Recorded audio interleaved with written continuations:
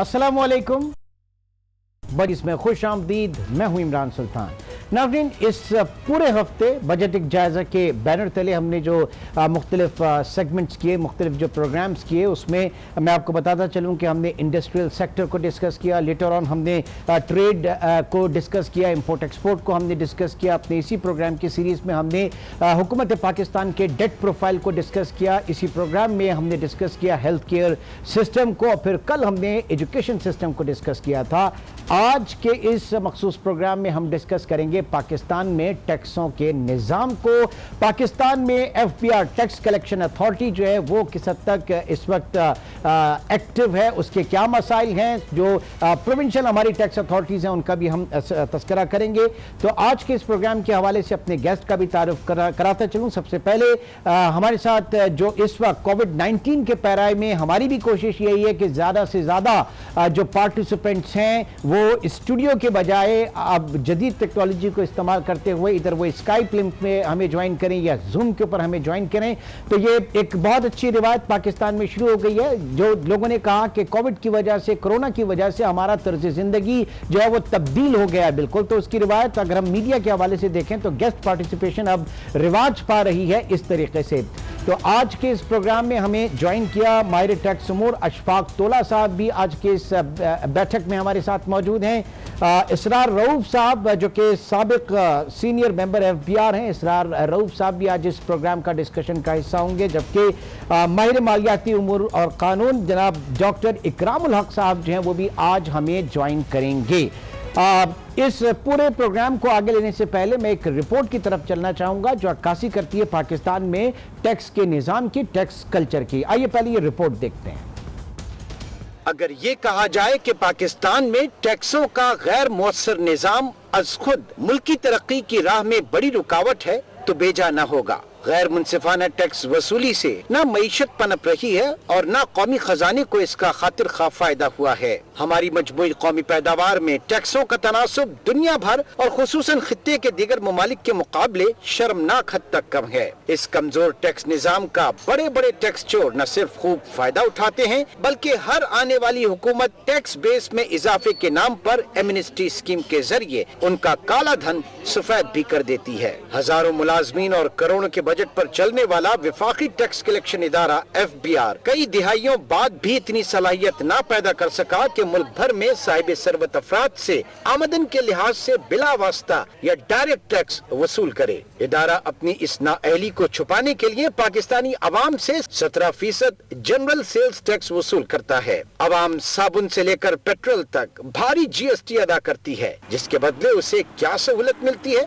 ये कोई नहीं जानता। GST की ये शरह खित्ते में सबसे ज्यादा है। FBR की टैक्स वसूली में इनडायरेक्ट टैक्स कलेक्शन 62%, जबकि डायरेक्ट टैक्स कलेक्शन का तनासुब सिर्फ 38% है। FBR हर साल लाखों टैक्स चोरों का सुराग लगाने का दावा तो जरूर करता है, उन्हें टैक्स नोटिस भी भिजवाए जाते हैं, लेकिन नतीजा फिर वही धाक के 3 पार। रवा माली साल PTI हुकूमत के दूसरे बजट में हुकूमत ने टैक्सों के निजाम में इनकलाबी इक़दामात के अज़्म का इरादा किया और पहली बार शब्बर ज़ैदी की सूरत में प्राइवेट सेक्टर से इदारे का सरबराह मुकर्रर किया गया। FBR के पॉलिसी और ऑपरेशनल विंग को अलहदा किया और कामयाबी के बलंगो बांग दावे किए गए, लेकिन फिर वक्त ने यह बताया कि या तो शब्बर ज़ैदी इस निजाम को कबूल न कर पाए या फिर इस सिस्टम ने उन्हें रिजेक्ट कर दिया। रवा माली साल के लिए 5500 अरब का इंतहाई खुशकुन और नामुमकिन रेवेन्यू टारगेट मुकर्रर किया गया था, जिसे बाद में अज खुद 5238 अरब तक कम कर दिया गया। ये टारगेट भी नामुमकिनात में से था। फरवरी में कोरोना वायरस की वबा फैलने के बाद मुआशी सुस्त रवी की वजह से हुकूमत ने IMF से टारगेट को 4800 अरब तक कम करने की मंजूरी ली और बिलाखिर हालात को देखते हुए खुद IMF इसे 3905 अरब तक ले आया, जो गुज़श्ता माली साल के करीब करीब है।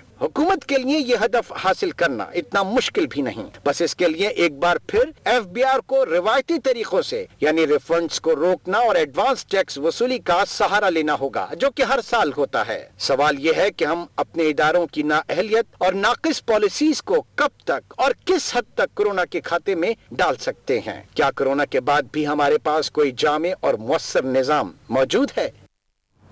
सवाल अपनी नाक़िस और कमजोर मुआशी पॉलिसीज को किस हद तक कोरोना के खाते में डालेंगे, इन तमाम चीजों को हम डिस्कस करेंगे। अशफाक तोला साहब, इसरार रऊफ साहब और डॉक्टर इकरामुल हक इस वक्त हमारे साथ मौजूद हैं। इसरार रऊफ साहब, आपकी तरफ सबसे पहले आऊंगा। एफबीआर के हवाले से जब हम बात कर रहे थे, टैक्स कलेक्शन अथॉरिटी के हवाले से जब हम बात कर रहे थे, सूरत हाल वही है लगभग जो इससे पहले हुआ करती थी। पिछले कई दिहाइयों से जो सूरत हाल देखी जा रही है परफॉर्मेंस के हवाले से, स्पेशली अगर लास्ट ईयर की बात करें तो बहुत एक खुशकुन टारगेट था 5,500 अरब का या 5.5 ट्रिलियन का। जाहिर के लेटर ऑन जो हालात है वो भी आपके सामने है। क्या आप कहेंगे किस हद तक हम जिम्मेदार हैं अपनी नाअहली के हवाले से, नाक़िस पॉलिसीज के हवाले से, या फिर हमारे यहाँ टैक्स कल्चर है ही नहीं? बहुत शुक्रिया इमरान साहब। देखें, टैक्स जो है वो वसूल होता है अगर आपकी एनवायरनमेंट हो, बिजनेस एक्टिविटीज चल रही हो। आपको पता है कि इस साल के शुरू में हमारा हदफ तो 5.5 ट्रिलियन जरूर था, लेकिन उस वक्त के हालात में आपका डिस्काउंट रेट कुछ 13.25% पे था। आपने एक शर्त लगा दी थी कि 50,000 से ऊपर आपने NIC लेना है, जिसकी वजह से आपकी बिजनेस एक्टिविटी तो हो ही नहीं रही थी। दिसंबर में जब आके इनका PTI की गवर्नमेंट का कुछ ताजरों के साथ मुआहदा हुआ, तो उसके बाद जनवरी ऑनवर्ड्स फिर ये कोरोना डायनामिक कोविड-19 आ गया। तो हमारे इस साल के हदफ के लिए तो एफबीआर ने बहुत एफर्ट्स किए हैं, लेकिन कोई माहौल ही ऐसा नहीं बन सका। लेकिन क्या कहिएगा कि ये सर ये जो टारगेट था 5.5 ट्रिलियन का, ये भी हुकूमत ने खुद दिया था। फिर 13.25% पॉलिसी रेट जो है वो भी हुकूमत ही खुद लेके गई थी। तो आप क्या कहेंगे फिर मसला किस तरफ है? हम टारगेट दे रहे थे लेकिन पॉलिसी हमारी नहीं होती उस तरह की जो एक कंड्यूसिव माहौल पैदा करे फिर इकोनॉमिक एक्टिविटी के लिए। बिल्कुल ऐसा ही हुआ, क्योंकि फाइनेंस मिनिस्ट्री की जो होल्ड थी वो, चूंकि स्टेट बैंक में नए गवर्नर आ गए और वो IMF की पुश के ऊपर थे, तो उन्होंने आके जो पॉलिसीज इख्तियार की एक इन्फ्लेशन को रोकने के लिए, जिससे बिजनेस एक्टिविटी जो है वो बिल्कुल खत्म हो गई। फिर आपने खुद ही बताया कि शब्बर जैदी साहब एक प्राइवेट सेक्टर से भी आए। अब शब्बर जैदी साहब ने सारी उम्र टैक्स अवॉइड करने की तरजीहात को लोगों में फैलाया हो, तो जब आप उसके जिम्मे लगा दें कि अब आप टैक्स कलेक्ट करें, तो यहीं से आप गवर्नमेंट की पॉलिसी को देख सकते हैं कि वो कितनी सीरियस है इसके बारे में। इस वजह से इसमें आप एफबीआर को बिल्कुल कसूरवार नहीं ठहरा सकते। आपने आज तक उनको लिबरल होके अपनी आजादी के साथ पॉलिसी बनाने के लिए इजाजत ही कभी नहीं दी। अगर आप एफबीआर को इसी तरह दूसरों के सहारे चलाने की कोशिश करेंगे तो रेवेन्यूज में डिप तो डेफिनेटली ठीक है। इस चीज को बजट अजीब होते सर, डॉक्टर इकरामुल हक की तरफ रखता हूं सर, डॉक्टर इकरामुल हक की तरफ मैं ये रखता हूं कि क्या एफबीआर को इस तरह से काम नहीं करने दिया जा रहा जिस तरीके से उसे काम करना चाहिए, वो इकोनॉमी जो उसको चाहिए वो उसको नहीं मिल रही। दूसरा ये कि टारगेट्स खुद हुकूमत सेट करती है और फिर फेलियर जो है कंड्यूसिव हालात का, माहौल का, वो भी हुकूमत की तरफ से है। जो IMF की तरफ से, IMF प्रोग्राम के बाद हमारे ऊपर पॉलिसीज आई, ये शाखसाना उसी का है कि हम अपने रेवेन्यू टारगेट्स पूरे नहीं कर सके। आप बाय करते हैं इसरार रऊफ साहब को? मेरा ख्याल है कि एफबीआर पॉलिसी खुद ही बनाता है, और ये कहना कि पॉलिसी हुकूमत बनाती है, मैंने तो आज तक नहीं देखा कि फाइनेंस बिल जो है वो कभी मिनिस्ट्री ऑफ फाइनेंस में तैयार किया हो। रेवेन्यू डिवीजन जो उसका पार्ट है, उसी के लोग बैठकर जो है वो अदाद शुमार में बताते हैं कि अगर इतनी पेट्रोल की इम्पोर्ट हुई तो उसके ऊपर हम इतना टैक्स लगाएंगे, ये फिगर आ जाएगी। कोई 66 किस्म की विद होल्डिंग उन्होंने लगाई हैं जिसका वो तखमीना लगा लेते हैं, और अपनी उनकी जो एफर्ट है जहाँ पे आपने उन लोगों को पकड़ना है जिनकी इनकम है, अगर वो सिर्फ विद होल्डिंग टैक्स के जरिए बाद में या तो नील की रिटर्न्स दे रहे हैं। अब इसको आप क्या कहेंगे कि अगर 4 मिलियन के कमर्शियल और इंडस्ट्रियल आपके पास कनेक्शंस हो और उसमें 18,000 सिर्फ इंडस्ट्रियल लोग जो हैं वो GST में रजिस्टर्ड हो, 2,40,000 लोग सिर्फ आपके GST में रजिस्टर्ड हो और उसमें से 40,000 सिर्फ, तो ये कहना कि एफबीआर की कोई कसूर नहीं है मैं जरा थोड़ा सा इस बारे में रोशनी डालूं कि एक एजेंसी जिसने अपने आप को महज इंपोर्ट की सतह के ऊपर 60% टैक्सों के ऊपर रखा हो और उसके पास ना कोई ऑडिट की कैपेसिटी हो, 3 लाख अभी कितने केसेस जो हैं ऑडिट के उन्होंने बंद किए हैं कि उन्होंने क्या करके हमारे पास कैपेसिटी नहीं है। पिछले कई सालों में जो ऑडिट के केस सिलेक्ट हुए थे उसको हम क्यों नहीं कर सके,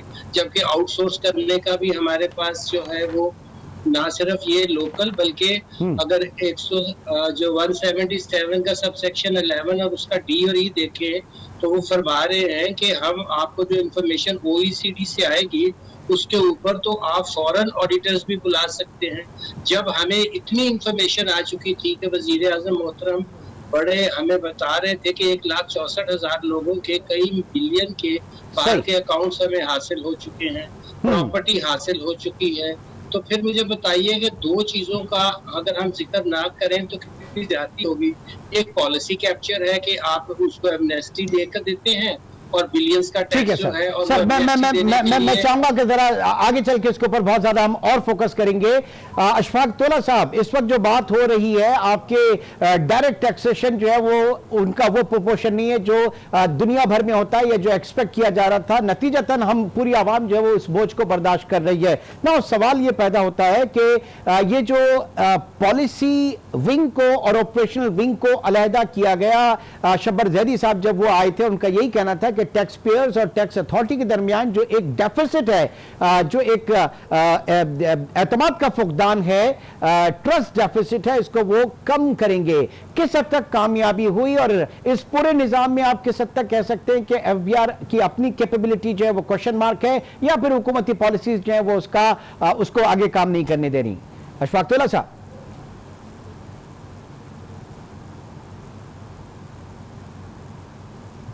जी, बिस्मिल्लाहिर्रहमानिर्रहीम। Thank you very much Imran. जैसे असरार भाई ने भी कहा और डॉक्टर साहब ने भी एक बात कही थी, देखिए दो चीज़ों को आपको आइसोलेट करना पड़ेगा इस चीज़ को इवेल्युएट करने के लिए। असरार भाई की इस बात से मैं बड़े माजरत के साथ इख्तलाफ करता हूँ कि एफबीआर को छूट नहीं दी जाती। सारी, जैसे डॉक्टर साहब ने कहा, फाइनेंस बिल, फाइनेंस एक्ट जितने भी होते हैं उसमें सारा माशाल्लाह कब्जा एफबीआर और उनके अफसरान का ही होता है। फाइनेंस मिनिस्टर या प्राइम मिनिस्टर सिर्फ आके रिव्यू मीटिंग्स में ही जाते हैं। मसला ये है कि एफबीआर के पास जो डिसीजन ले रहे हैं कि नया टैक्स इंपोज करना है या नहीं करना, उसके लिए सबसे बड़ा मसला इनके पास ये है कि इनके पास इंफॉर्मेशन है ही नहीं। जब तक आप कोई चीज या कोई डिसीजन इन्फॉर्म्ड बेसिस पे नहीं लेंगे तो मैं नहीं समझता हूं वो इतनी इफेक्टिव होगी। दूसरा, आपने कह दिया डायरेक्ट टैक्स। अब डायरेक्ट टैक्स कहाँ रह गया जनाब? अब तो वो सेमी डायरेक्ट टैक्स हो गया, सारा ही तो विदहोल्डिंग, मिनिमम टैक्स यहीं से आपके पास आ रहा है।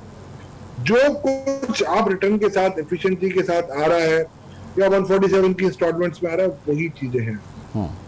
मसला सारा ये आ रहा है कि अगर ये, मैं बात असरार भाई की बिल्कुल मान लेने को तैयार हूँ कि जी एफबीआर को आप इंडिपेंडेंस नहीं दे रहे और उन्होंने तो कभी पॉलिसी बनाई नहीं, चलिए मैं मान लेता हूँ। मुझे ये बता दीजिए, पॉलिसी बोर्ड एफबीआर एक्ट के अंदर मौजूद है, आपने पॉलिसी बोर्ड को आज तक इफेक्टिव क्यों नहीं होने दिया? टैक्स रिफॉर्म्स कमीशन बना, टैक्स रिफॉर्म कमीशन में डिटेल डेलिब्रेशन हुई, आज भी वो रिपोर्ट पड़ी हुई है। आपको वर्ल्ड बैंक ने, IMF ने, जहां जहां हमने रिपोर्ट दिए, कहते यार इसके बाद कोई सोल्यूशन है ही नहीं आपके पास। अभी जो वर्ल्ड बैंक की जो रिफॉर्म टीम आई थी और जो आपके पैकेज रिफॉर्म के लिए बात करी है, उसकी आप 90% चीजें देख लो टैक्स रिफॉर्म कमीशन की रिपोर्ट में दी हुई है। अब आप आ जाइए, वो टैक्स रिफॉर्म कमीशन तो एक पीस था पेपर जिसने आपने इनको दे दिया, उसके ऊपर हमने इस मतलब एक और काम किया, इम्प्लीमेंटेशन कमेटी। पहले 4 महीने नोटिफिकेशन में रोको आई हुई, फिर एक हमारे दोस्त आए चेयरमैन, उन्होंने 1.5 साल में सिर्फ 2 मीटिंग की। फिर हमारे एक माशाल्लाह और चेयरमैन आए, उन्होंने 6 महीने में 7 मीटिंगें की। फिर एक चेयरमैन आए, उन्होंने 4 महीने में 6 मीटिंगें की। फिर एक हमारे चेयरमैन आए शब्बर जैदी साहब, उन्होंने इसकी कोई मेरा ख्याल जरूरत ही महसूस नहीं की। तो आपके पास रोड मैप पड़ा हुआ है, आपके पास उसकी ब्लूप्रिंट पड़ी हुई है, आपके परसेप्शन मैप और आपके ट्रेजेक्टरीज पड़ी हुई है आपके पास, ठीक है। मगर अगर आप ईमानदार हैं तो ट्रेस एंड ट्रैक की मैं आपको बात बता रहा हूं, आपने नहीं देखा इस्लामाबाद हाई कोर्ट का जजमेंट क्या कह रहा है? डॉक्टर साहब मुझसे ज्यादा बता देंगे। ये 4 साल से वर्ल्ड बैंक के साथ मिलकर हम ये कोशिश कर रहे हैं, ना मेरा कोई मामू है ना चाचा है टोबैको इंडस्ट्री में, ठीक ना हमारा कोई।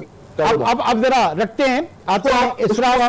इम्प्लीमेंट ही नहीं होने देते आप। 160 अरब रुपए वहीं पे लूज करें और असरार साहब कह रहे हैं कि एफबीआर को अथॉरिटी नहीं है। इसरार साहब, हमारे दोनों पैनलिस्ट आपके बड़े अच्छे दोस्त भी हैं, डॉक्टर इकराम साहब भी और अशफाक तोला साहब भी, वो बड़े मुअद्दबाना अंदाज में जो है आपसे इख्तिलाफ कर रहे हैं कि ऐसा नहीं है कि एफबीआर के पास ऑटोनॉमी नहीं है। एफबीआर जो है वो फुल ऑटोनॉमी रखता है। इससे पहले पॉलिसी साजी इदारे के एफबीआर जो है वो पॉलिसी बोर्ड में भी मौजूद है, पॉलिसी बोर्ड है उसके पास। साथ ही साथ उन्होंने ये भी कहा कि फाइनेंस मिनिस्टर और प्राइम मिनिस्टर जो हैं वो सिर्फ रेवेन्यू जो रिव्यू मीटिंग्स वगैरह होती हैं उसमें वो आते हैं, बाकी सारी पॉलिसी वो एफबीआर के अंदर ही बनाई जाती हैं। इंफॉर्मेशन बेस आप लोगों का कमजोर है और आप लोगों के पास जो एफबीआर की हम बता रहे हैं, इदारे के हवाले से बात कर रहे हैं, कैपेसिटी कंस्ट्रेंट बहुत ज्यादा है। एक छोटे से ब्रेक के बाद मैं चाहूंगा कि इसरार रऊफ साहब जो कि साबिक senior member, farmer senior member FBR रहे हैं, इसके ऊपर रोशनी डालें। एक छोटे से ब्रेक के बाद दोबारा मिलते हैं।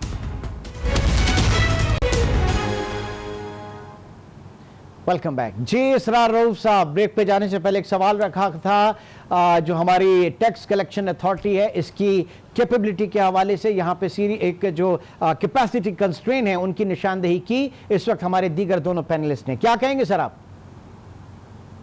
नहीं, मैं बिल्कुल इस बात से अग्री नहीं करता कि एफबीआर के पास कैपेसिटी नहीं है। एफबीआर के पास बहुत अच्छी कैपेसिटी भी है और उसके पास बहुत अच्छा डाटा भी है, लेकिन बात यह है कि बाहर से देखने से और अंदर में आके देखने से आपको फर्क का महसूस होता है। इस वक्त भी एफबीआर को अगर आज आप खुली आजादी के साथ काम करने दें, सिर्फ उनकी प्लेसमेंट्स के मसाइल हैं।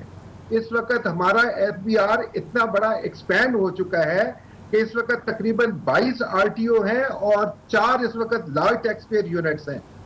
मैंने सजेस्ट ये किया था कि इस वक्त हमें जरूरत ये है कि हमें इस एक मेंबर ऑपरेशन अब 22 आरटीओज और 4 एलटीयूज को नहीं संभाल सकता।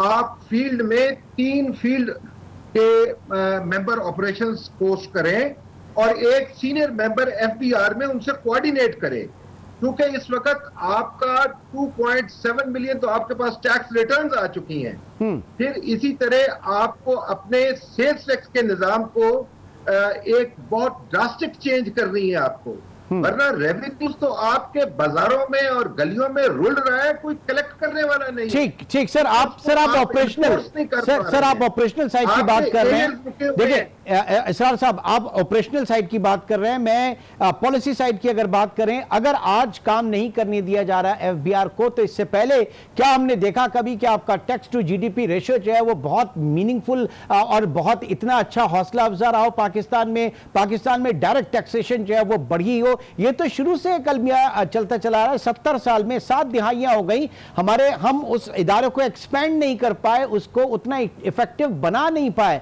ये मसाइल तो शायद अभी पिछले 5-10 साल के होंगे। जी, ये बिल्कुल आपका सही जायजा है। तो आप पिछले 5-10 साल में देख लें कि आपने एफबीआर का कभी चेयरमैन ही मुकर्रर नहीं किया। आप अब्दुल्ला यूसुफ साहब के जमाने से ले लें, उसके बाद आपने कब एफबीआर का चेयरमैन मुकर्रर किया जो कि कस्टम से या आईआरएस से हो? अब ये एक अपॉर्चुनिटी आई है कि आपने इस दफा एक सही फैसला गवर्नमेंट ने किया है कि एक चेयरपर्सन जो है वो आईआरएस से बिलोंग करती है। अब आप इस साल देखिए, ये एक अपॉर्चुनिटी का साल है आपके पास। अगर सिर्फ आप अपना सेल्स टैक्स का डिजिट जो कि 17% और फर्दर 3% के हिसाब से लोगों के लिए एक मुश्किलात का बायस बना हुआ है, उसको आप 9% पे ले आए, सिंगल डिजिट पे ले आए और आप उसके इनपुट अलाउंसेस को खत्म कर दें, स्टेज वाइज इसको कर दें, क्योंकि वैट यहाँ पे कभी नहीं आ सकता कि आपकी डॉक्यूमेंटेशन नहीं है, आपकी सप्लाई चेन की डॉक्यूमेंटेशन नहीं है। तो आपको 500 बिलियन का रेवेन्यू सिर्फ एक ये एक्शन करने से आपको मिल सकता है। अच्छा, अब जरा डॉक्टर इकरामुल्लाह की तरफ आते हैं। डॉक्टर साहब ये बताइएगा कि शब्बर जैदी साहब को लेकर आने का फैसला हुकूमत का जो था वो क्या वो सही फैसला था? क्योंकि डॉक्टर आपके जो हमारे इसरार रऊफ साहब है वो उसकी मुखालफत कर रहे हैं, क्योंकि हमने ये देखा कि काम बहुत करने की कोशिश की, उनको चलने नहीं दिया गया। ट्रेडर्स का आपने देखा, सिर्फ एक शनाख्ती कार्ड के मामले के ऊपर जो है वो पूरा पाकिस्तान में एहतजाज हुआ। डॉक्यूमेंट चाहते थे ना, शब्बर साहब भी चाहते थे कि डॉक्यूमेंटेशन हो, मईशत आपकी दस्तावेजी सूरत इख्तियार करे, वो तो आगे लेके चलना चाहते थे इस निजाम को। डॉक्टर इकराम साहब जी मेरा ख्याल था कि अगर आप जो भी चेयरपर्सन या चेयरमैन लेना चाहें वो सर्विस से ही होना चाहिए। तो मैं तो ऑन रिकॉर्ड हूँ कि मैंने ये कहा कि अगर आप किसी अदारे की कैपेसिटी को बेहतर करना चाहते हैं तो पहले तो वहाँ के जो लोग हैं उनको एज ए स्टेक होल्डर आपको ओन करके और फिर उनकी कैपेसिटी बिल्डिंग, उनको रिसोर्सेज देना, उनको इफेक्टिव बनाना, ये सारे काम जो हैं हम किसी और पे तो नहीं डाल सकते हैं। अगर आप कोई BMG जो पाकिस्तान एडमिनिस्ट्रेटिव सर्विस है उसका आदमी ले आए, कभी कहीं बाहर से ले आए, तो उसको जो अंदर के काम की समझ बूझ है एक तो वो नहीं होती है। अगर वो उसने टैक्स की बहुत अच्छी प्रैक्टिस भी की हो तो एडमिनिस्ट्रेटिवली जो FBR के अंदर की इन फाइटिंग और पॉलिटिक्स है जिसको इसरार रऊफ साहब हमसे बेहतर समझते हैं, FBR कोई ऐसा मिसाली इदारा नहीं है कि जिसके अंदर बहुत कोहीजन पाई जाती है। मैं आपसे अर्ज करूं कि आपको याद होगा कि एक कंटेनर्स मिसिंग का केस हुआ था, कई हजार कंटेनर्स गायब हुए। उसकी रिपोर्ट के लिए शुएब सडल साहब का 1 मैन कमीशन ने सारा उसका कच्चा चट्टा खोल के रखा। आपने देखा कि इम्पोर्टेशन की सतह के ऊपर मिस डिक्लेरेशंस, अंडर इनवॉइसिंग्स और जो खराबियां हैं मिस क्लासिफिकेशंस की, क्योंकि जाहिर है कि 20% वाला माल जो है वो आप 10 में भी क्लियर करवा सकते हैं। कौन सी स्कैनिंग होती है कंटेनर्स की, कौन सी वहाँ पे चेकिंग होती है? अगर आपकी इकोनॉमी 70% आपकी एक्सपोर्ट के लोग भी बाहर से माल मंगवाते हैं, यानी कपास तो अब आप 6 मिलियन बाहर से मंगवा रहे हैं। अच्छा ज़रूरी मुल्क है कि एक ज़माने में कॉटन लिंट बाहर एक्सपोर्ट करता मंगवाता है। ठीक है। एक आपने देखा कि ये जो प्रॉब्लम्स हैं ये बड़े सिस्टेमिक हैं और बड़े संजीदा तरीके से देखने वाले हैं।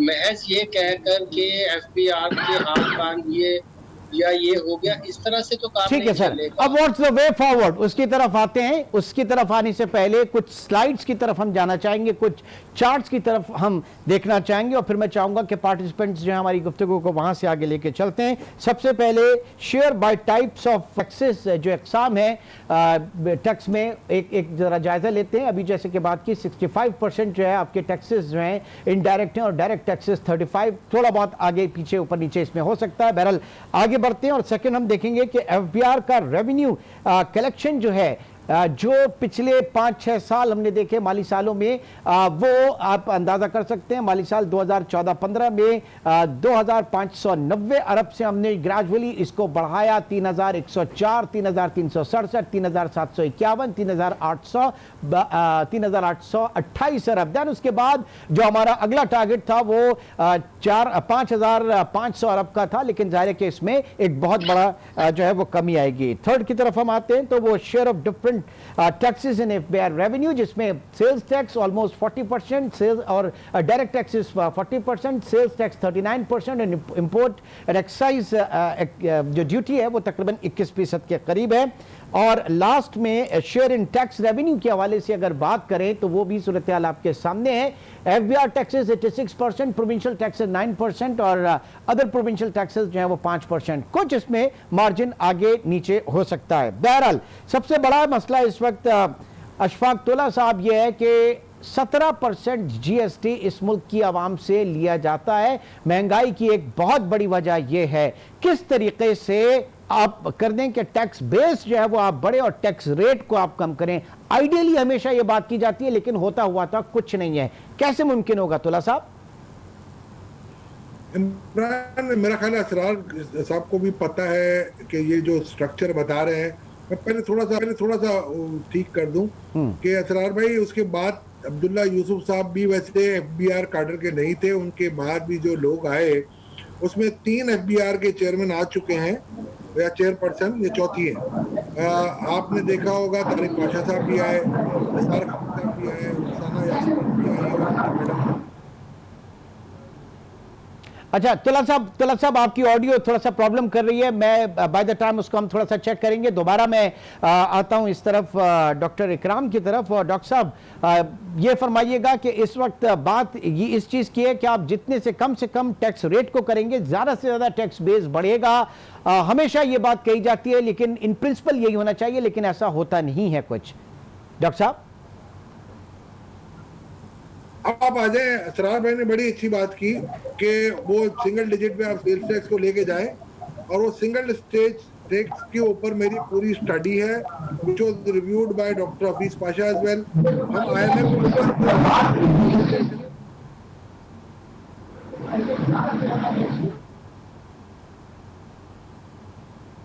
तोला साहब थोड़ा सा ऑडियो का प्रॉब्लम आ रहा है, मैं एक ब्रेक की तरफ चलना चाहूंगा और मैं कोशिश करूंगा बाय द टाइम ये इशू रिजॉल्व हो जाए और एक बार फिर हम कंटिन्यू करें। छोटे से ब्रेक के बाद दोबारा मिलते हैं।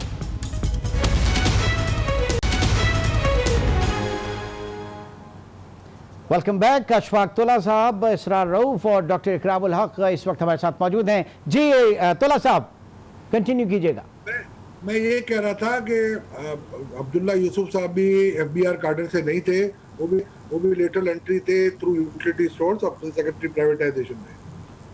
3 FBR के चेयरमैन आए, निसार मोहम्मद खान, तारिक पाशा साहब, मैडम रुखसाना यास्मीन और अब मैडम नौशीन। तो आप ट्रेजेक्टरी देखेंगे कोई ज्यादा फर्क नजर नहीं आएगा कार्डर से आने में भी, मगर बात सही है। और ये भी एक्सपीरियंस हम कर चुके थे कि असरार साहब सीनियर मेंबर भी थे और मेंबर ऑपरेशन साउथ, और इजाज शाह साहब मेंबर ऑपरेशन नॉर्थ थे, तो उसमें भी कोई खातिर ख्वाह कामयाबी हमें नहीं हुई। बट एनीवेज वो एक बिल्कुल असरार साहब का एक ओपिनियन है। देखिए सिंगल स्टेज सेल्स टैक्स में तो मैंने ही काम किया था, पूरी एक साइंटिफिक स्टडी है उसके ऊपर, कैस्केडिंग के टैक्स को हम लेके चले और IMF तक हम गए, और डॉक्टर हफीज पाशा ने भी रिव्यू की, उस वक्त के फाइनेंस मिनिस्टर साहब डार साहब ने भी रिव्यू की, मसूद नकवी साहब ने, और वो एक हम समझ रहे थे प्लॉजिबल। और मैं आपको बड़े अफसोस के साथ कह रहा हूँ, सबसे बड़ा बॉटलनेक हमारे पास FBR से ही आया। मैं आपको थोड़ा सा डेटा दे देता हूँ कि शुरू की जो 25 आपकी जो टॉप कंपनीज है जो सेल्स टैक्स की कंट्रीब्यूशन कर रही हैं, उनका जो एवरेज रेट हमें मिल रहा है वो हमें मिल रहा है 13.5 से 14%। ये मैं 2 साल 3 साल पुराने डेटा की बात है। और जैसे जैसे हम नीचे जाते हैं, इसका मतलब है ये पॉन्जी कंपनीज या ये फ्रॉड्स आते हैं और ये आपका ईट अवे कर जाते हैं। हमने एक वेटेड एवरेज टैक्स निकाला था 9.878% जो FBR के डेटा से ही हमने निकाला, और जब हम लेके चले थे तो वो नेट हमारे पास 3.78 आ, और जब हम इसको लेके चले हमने कहा कि 5% पे लेके जाएं, और जब हम IMF के पास गए तो हमें अफसोस के साथ मुखालफत मिली उस वक्त की FBR मैनेजमेंट से। उन्होंने कहा नहीं कि ये तो प्लॉजिबल नहीं है, शायद पता नहीं किस वजह से किया हो। ठीक है जी, ठीक है। आगे बढ़ते हैं। डॉक्टर इकराम साहब, सेल्स टैक्स के हवाले से मैं बात कर रहा था कि आवाम परेशान है, 17% GST बहुत महंगा है, किस हद तक इसको कम किया जा सकता है ताकि रेवेन्यू बेस जो है वो बढ़े और एक कल्चर जो है वो पैदा हो? इसमें प्रॉब्लम क्या है इसमें FBR का या हुकूमत का? डॉक्टर साहब प्रॉब्लम ये है कि अभी भी मैं आपको बता सकता हूँ कि बड़ी आपकी जो टैक्स फ्रॉड कंपनी है वो रजिस्टर हो रही थी, आपको पता है एक कॉम्प्लेक्स सिस्टम था, और कितनी कंपनियां बंद हो जाती हैं, कितने टैक्स फ्रॉड्स हो रहे हैं। तो उसमें मैं ये समझता हूँ सब लोग बहुत अच्छे लोग भी हैं, हमारे अच्छे दोस्त भी हैं और अच्छा काम भी करते हैं, मगर मैं ये समझता हूँ कि जो हालात हैं, कुछ मेरे जैसे भी बुरे भी होंगे लोग, तो उन लोगों को थोड़ा सा प्रॉब्लम आ रहा है इसमें। अच्छा तोला साहब, अब जरा मैं डॉक्टर इकराम की तरफ चला जा। डॉक्टर साहब आप मुझे सुन पा रहे? जी सर, अब फरमाइएगा 17% GST किस तरीके से इसे कम किया जा सकता है? महंगाई की एक बहुत बड़ी वजह है, इसमें प्रॉब्लम क्या है हुकूमत को? जी पहले तो ये तय कर ले कि 17% मिलता भी है कि नहीं मिलता। अगर एक रेस्टोरेंट की सेल 15 लाख है और उसको 17% में से वो अपना बहुत सा पैसा जो है जमा ना करवाए और सेल ना रिपोर्ट करे, तो फिर आपने कोई FBR के अंदर ऐसा इफेक्टिव मैकेनिज्म देखा है? आप लोग जिस शहर कराची, इस्लामाबाद और के 3 बड़े रेस्टोरेंट उठा लेते हैं, उनकी एवरेज सेल डेली की देख लेते हैं और उनके जो सेल टैक्स जमा करवाया है वो देख लेते हैं, तो ये कैसे कहा जा सकता है कि ऑपरेशनल सतह के ऊपर हम बड़े इफेक्टिव हैं? मैं कहता हूँ 17% ना कभी इकट्ठा किया है और ना कभी हुआ है। एवरेज जो अभी निकाल कर बता रहे थे अशफाक तौला साहब, वो बिल्कुल दुरुस्त है। साइंटिफिक स्टडी थी, उसने साबित कर दिया था कि दरअसल एक माफिया टाइप ऑपरेशन था, जिसमें फ्लाइंग इनवॉइसेस से लेकर झूठे इनपुट डालने के बाद दरअसल एक आपने उसको बजाय टैक्स का वो हमारे लिए सोर्स बनता, दर्द सरी बन के रह गया। अब देखा जाए तो 3 मुल्क ऐसे हैं जिन्होंने सिंगल स्टेज टैक्स से तरक्की की है, और वो हमारे एशिया के 3 बेहतरीन मुल्क हैं। जापान को ले लीजिए, सिंगापुर को ले लीजिए, और आप मलेशियन मॉडल ले लीजिए। अब ये किसी हकीम ने तो नहीं हमें कहा हुआ कि अगर 160 मुल्कों के अंदर लोग शरीफाना तरीके से VAT की चेन में दे देते हैं, और यहाँ एजेंसी की वजह से और लोगों के कनाइवेंस की वजह से, अब सिंगल हैंडेडली तो नहीं ना होती कोई किसी जगह भी लीकेज के लिए तो जाहिर है कि कनाइवेंस का होना जरूरी चेन है, वो भी एक चेन है पूरी कनाइवेंस की। ठीक, कनाइवेंस आप रोक नहीं पा रहे हैं, जिसकी कोई भी वजह है, मैं आप किसी पे इल्जाम नहीं दे रहा, मगर जब कनाइवेंस को आप मानते हैं, आपको साबित कर दिया है एक साइंटिफिक स्टडी ने कि 17% ना जिंदगी में कभी आपने इकट्ठा किया है, बल्कि उससे लोगों की इलीगल इनरिचमेंट हुई है। अब इलीगल इनरिचमेंट में दोनों पार्टनर रहे होंगे ना, तो आपको रियासत को नुकसान पहुंचा, और चीजें जब एक दफा टैक्स सेट उससे बाहर चली जाएंगी तो फिर उसके ऊपर इनकम टैक्स भी नहीं मिलेगा। अगर इंपोर्ट स्टेज के ऊपर मैं कंटेनर के अंदर जो है वो बहुत बड़ा टैक्स बचा लेता हूं, तो मैं पागल हूं कि बाद में उसको सप्लाई चेन में लेकर आऊंगा। अगर मैं एक फैक्ट्री के अंदर बगैर जो है वो बुक्स के माल निकाल रहा हूं, तो मुझे किस चोर ने कहा है कि उससे मुझे काले कुत्ते ने काटा है कि मैं उसके ऊपर इनकम टैक्स दूंगा। यानी अपनी जो हमारी कमजोरियां हैं उसको जाने बगैर जो है हम एक ऐसा सिस्टम डिवाइस करने में कामयाब नहीं हुए जिसमें या तो 17% की जबरदस्त इन्फोर्समेंट होती और पूरी दुनिया में हमारी वाह होती। अब जब हम में कमजोरियां हैं उनको हम तस्लीम करने को तैयार नहीं है, सिस्टम डिजाइन को हम चेंज करने को तैयार नहीं है, टैक्स की ऑप्टिमम लेवल पे कलेक्शन जो है उसके लिए हमने ज़हनी तौर पर लोगों को तैयार नहीं किया। ठीक है सर, ठीक है डॉक्टर साहब, आपका पॉइंट आ गया। जरा इसरार रऊफ साहब की तरफ चलता हूं। सर, दो चीजें। पहली चीज ये कि हर साल हर बजट में पिछले 15 साल से तो मैं ही इसको देखता चला, बजट स्पीच होती है और उस वक्त ये कहा जाता है कि FBR ने ऐसे 5 लाख, 6 लाख, 7 लाख, 10 लाख, 15 लाख लोग आइडेंटिफाई कर लिए हैं जिनका शाहाना तर्ज अमल जो है वो है, और वो tax, income tax return file नहीं करते। फिर उनको नोटिस भी जारी किए जाते हैं, लेकिन नेक्स्ट फाइनेंशियल ईयर में हम देखते हैं कि वो टैक्स बेस नहीं बढ़ता, बल्कि अगर कोई नई हुकूमत आती है तो बाकायदा उनको एक एमनेस्टी स्कीम भी देती है। ये पॉलिसी कितनी गलत पॉलिसी है, पहले तो जरा इसके ऊपर थोड़ा सा हमें बता दीजिए इसरार रऊफ साहब।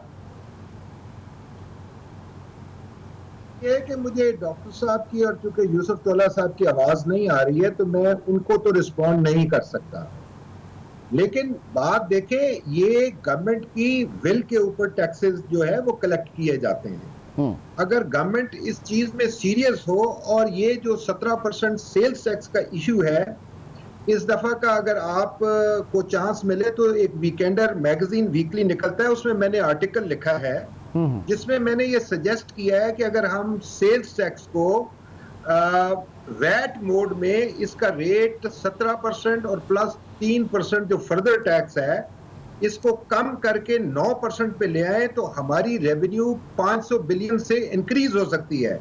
सुनने के लिए ये बड़ी हैरानकुन बात है, लेकिन अगर आप FBR की ईयर बुक देखें तो पिछले साल इन्होंने कोई 22,600 बिलियन का सेल्स टैक्स क्रॉस कलेक्ट किया है, जिसमें से 21,163 बिलियन इन्होंने रिफंड इशू किया है। नेट कलेक्शन इनकी 1459 बिलियन है।